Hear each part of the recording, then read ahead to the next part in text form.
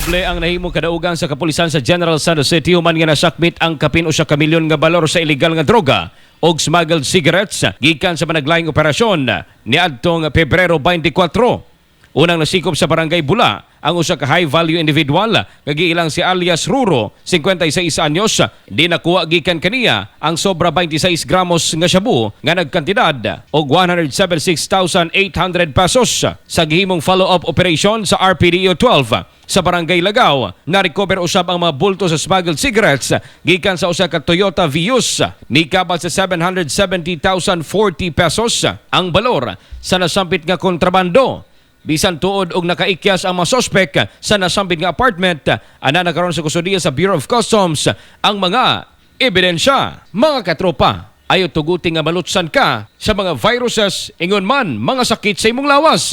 Tumar og Sunphone Plus Gold alang sa nagayusang Pilipino para sa Pilipinas. Kini si katropang Ivan Pulonan, XFM News.